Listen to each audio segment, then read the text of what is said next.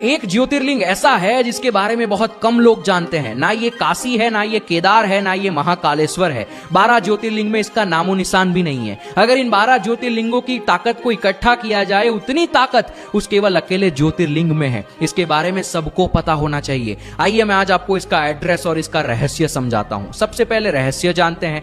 अगर आप गौर करेंगे, जैसे जैसे इंसान की मौत उसके करीब आती है, यानी जैसे जैसे वो बूढ़ा होना शुरू होता है, वैसे वैसे इंसान कमर से झुकने लगता है। और जिस दिन वो मर जाता है ना, मरने के बाद और मरने के पहले उस शरीर में कोई बदलाव नहीं होता। बस उसकी रीढ़ की हड्डी खोखली हो जाती है, यानी रीढ़ की हड्डी से वो सीधा नहीं रह पाता, लुढ़क जाता है। अरे समझो, हमने दुनिया में कितने आविष्कार कर लिए। हम हार्ट ट्रांसप्लांट कर लेते हैं, यहां तक कि बोन मैरो ट्रांसप्लांट हो जाता है, लेकिन रीढ़ की हड्डी को हम आज तक ट्रांसप्लांट नहीं कर पाए। क्यों? उसके अंदर एक रहस्य है। जब तक ये रीढ़ की हड्डी बिल्कुल एक शिवलिंग की तरह धरती से सीधी है ना, तब तक हम कहते हैं उसमें जीवन है, यानी उसमें शिव है।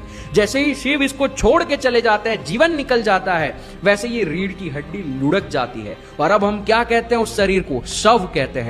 यानी जब तक शिव है तब तक ही वो सीधी है, जैसे ही शिव इसमें से गए वो शव बन जाती है। समझो, इस धरती पर कितने प्राणी है, लेकिन इस कुदरत ने केवल मनुष्य को सीधी रीढ़ की हड्डी दी है। यहां पर कुदरत के साफ साफ संकेत है कि मनुष्य, तू तेरी रीढ़ की हड्डी के अंदर छिपी जीवन ऊर्जा को समझने के काबिल है। सुबह शाम 5-10 मिनट जब भी मौका मिले, आंखें बंद करके अपनी रीढ़ की हड्डी पे ध्यान ले जाओ। धीरे धीरे आपको वहां पर हल्का हल्का प्रकाश दिखना शुरू होगा। इसको हमारे इतिहास की एक कहानी में भी बताया है। जब भगवान शिव लिंगोद्भव यानी एक प्रकाश के खंभे की तरह उत्पन्न होते हैं और ब्रह्मा और विष्णु उनका टॉप और बॉटम ढूंढने जाते हैं, लेकिन नहीं मिलता। यहाँ पर यही बताया गया है कि रीढ़ की हड्डी जो जमीन से सीधी है ना, एक खंभे की तरह, और उसके अंदर वो ज्योति है जिसे ढूंढने की कोशिश कर। तो मत भटक तू केदार और काशी, बंद कर अपने नेत्र, उतर अपने अंदर, मिलेगा तुझे तेरा केदार और तेरा काशी, बन जा तू वहां का वासी। इससे मेरा मतलब ये नहीं है कि आप इन ज्योतिर्लिंगों में मत जाओ।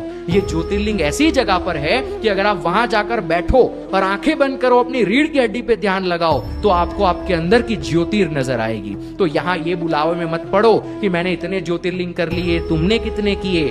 ज्योतिर्लिंग असली तो तब होगा जब अंदर प्रकाश दिखेगा। समझो ज्योतिर्लिंग है क्या। शिवम शिवम।